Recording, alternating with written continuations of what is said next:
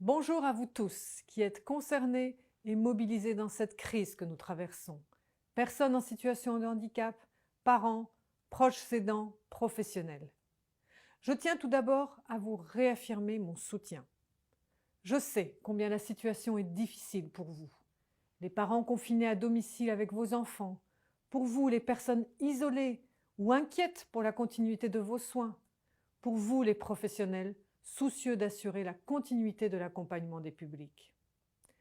Sachez que nous sommes tous mobilisés nuit et jour pour vous apporter des solutions concrètes et un maximum d'informations. Nous avons organisé, avec la Caisse d'allocation familiale, la prorogation automatique de 6 mois des droits à l'allocation adulte handicapé et à l'allocation pour l'éducation de l'enfant handicapé s'ils arrivent à échéance pendant cette période.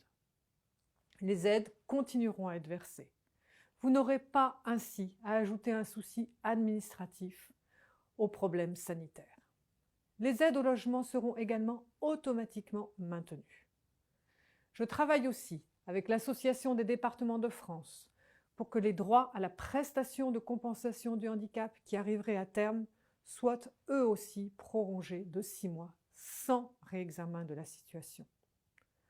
Ensemble, nous avons demandé aux maisons départementales des personnes handicapées, et je remercie vraiment tous leurs professionnels, d'adapter leur organisation pour accompagner les personnes et les familles en ces temps difficiles.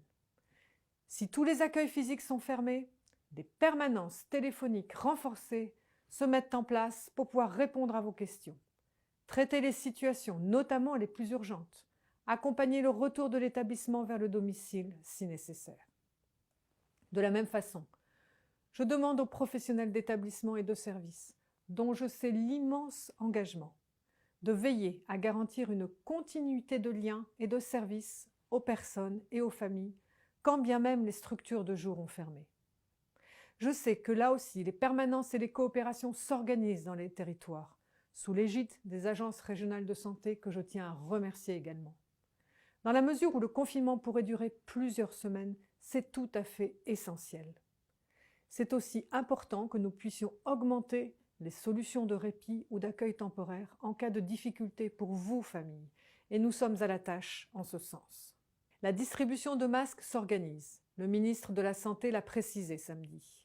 La stratégie couvre bien les établissements du handicap ainsi que les services à domicile, dont je connais là aussi tout l'engagement et que je remercie sincèrement. Je souhaite aussi dire à toutes les personnes seules, à la moindre difficulté, saisissez les services. Le gouvernement a demandé aux mairies d'activer leur plan pour prévenir l'isolement de toutes les personnes âgées ou handicapées. N'hésitez pas à vous rapprocher des services de votre commune et notamment du Centre communal d'action sociale. Nous sommes par ailleurs en train de recenser toutes les initiatives de solidarité qui se multiplient sur le territoire. Et je suis reconnaissante à tous les bénévoles qui se mobilisent pour apporter répit aux parents, solutions de bénévolat ou de garde d'enfants, écoute aux plus isolés. Nous les relayerons très bientôt sur un espace internet dédié.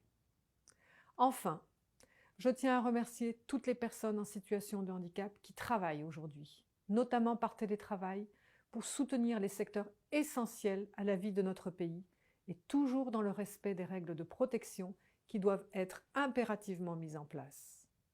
Là où ce travail n'est pas possible, des mesures sont prises pour soutenir le revenu des personnes et des entreprises.